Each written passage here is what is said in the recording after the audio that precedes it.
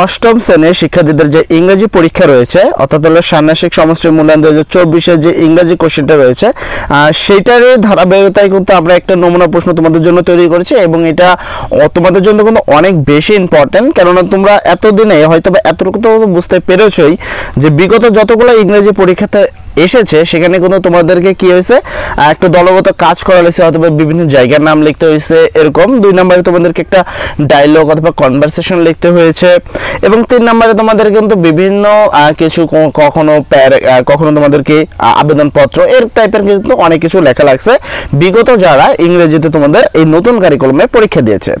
তারই ধারাবাহিকতায় আমরা তোমাদের এমন একটি নমুনা প্রশ্ন তৈরি করে নিয়েছি যেটা জাতীয় শিক্ষা বোর্ড দ্বারা অনুমোদিত এবং আশা করি যে এখান থেকে তোমরা 60% কমন পাবা।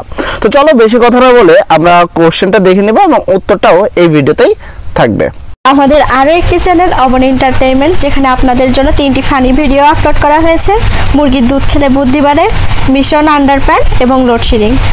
ভিডিওগুলো দেখে চ্যানেলটিকে সাবস্ক্রাইব করে আমাদের পাশে থাকবেন।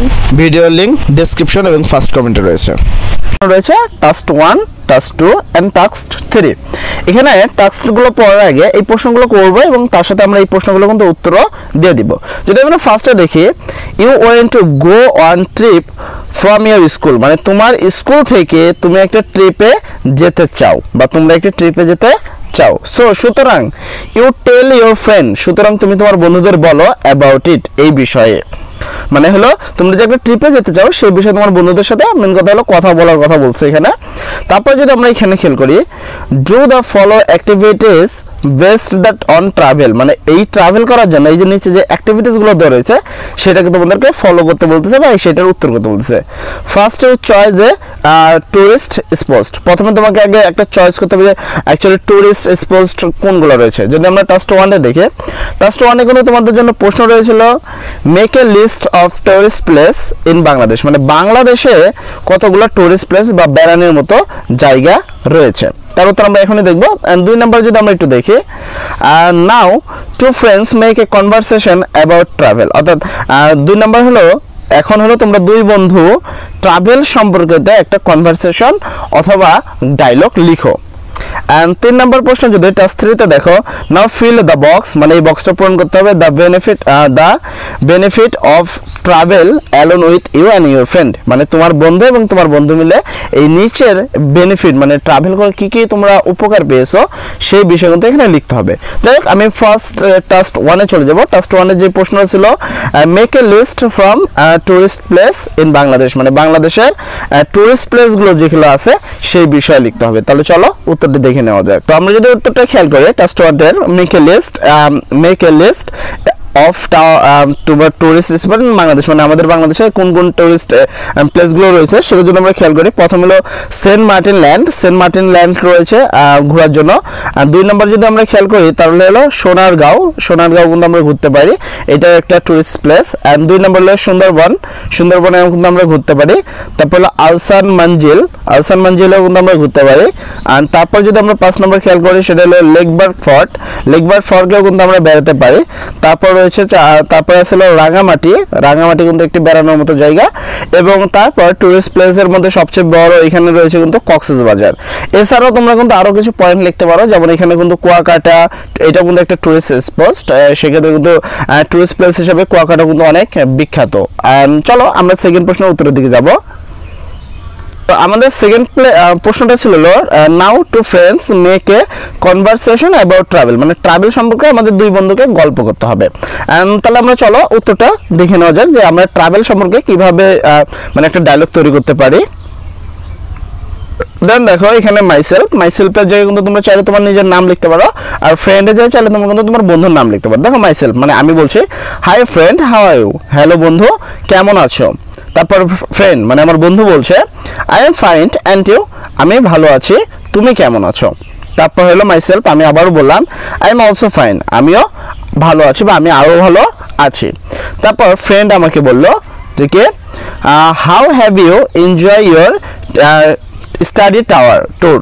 তো এখানে বলছে যে আমাদের যে স্টাডি ট্যুর ছিল অর্থাৎ আমাদের যে আমরা ঘুরতে গেছিলাম শিক্ষা প্রতিষ্ঠান কেডারে এইরকম ওই কি হয়েছে তোমার, সেক্ষেত্রে দেখো how have you enjoy your study tour, অর্থাৎ তোমাদের যে পড়াশোনার যে স্টাডি ট্যুরটা ছিল সেই ট্যুরে আসলে তোমরা কতটুকু এনজয় করেছো সেই বিষয়ে, কতটুকু, হাউ মানে কতটুকু।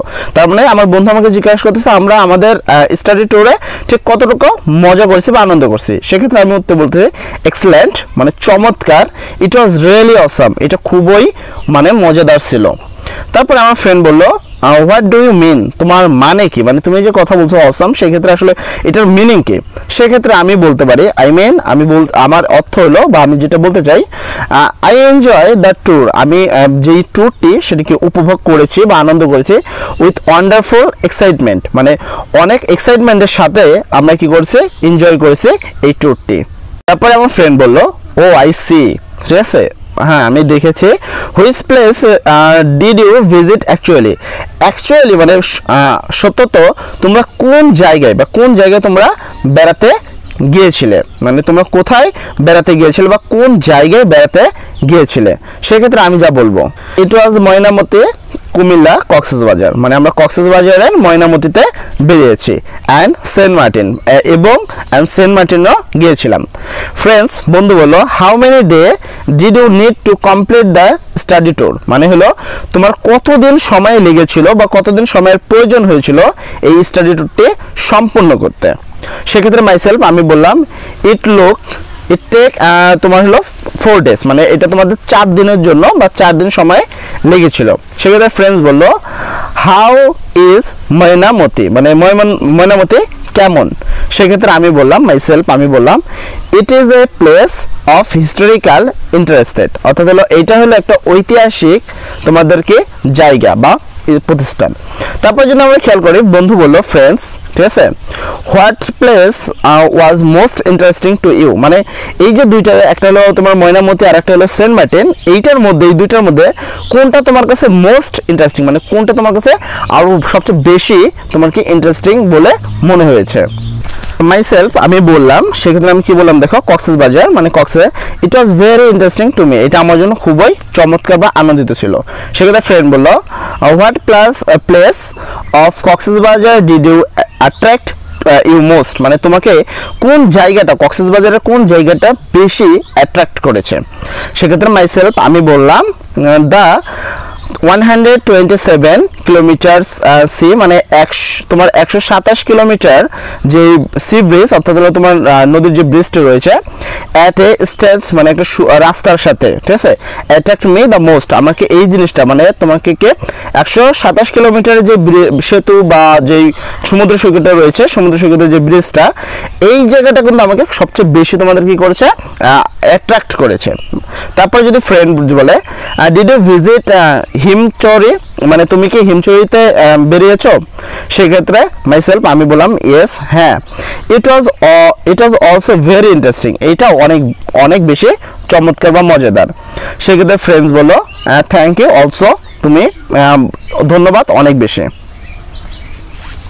অ্যান্ড সেক্ষেত্রে মাইসেলফ আমি বলছি yes it was also very interesting, and যেহেতু আমার বন্ধু বলছিল থ্যাংক ইউ অলসো, মানে ধন্যবাদ বন্ধু, সেক্ষেত্রে আমি বলবো থ্যাংক ইউ টু, তোমাকেও ধন্যবাদ। অ্যান্ড ফ্রেন্ড বললো ওয়েলকাম। তো এই ছিল আমাদের 2 নাম্বার টাস্ক, অ্যান্ড এর পরবর্তী ভিডিওতে আমরা টাস্ক নাম্বার 3 প্রশ্নের উত্তর করবো। অ্যান্ড সর্বোপরি কথা, তোমাদের যদি ভিডিও ভালো লাগে সাবস্ক্রাইব করে রাখতে পারো, কেননা পরীক্ষার আগের দিন রাত্রে তোমরা কিন্তু এই চ্যানেলে একবারে মেন কোশ্চেন উত্তর সহ সবার আগে পেয়ে যাবা। তো সবাই ভালো থাকবে, আসসালামু আলাইকুম।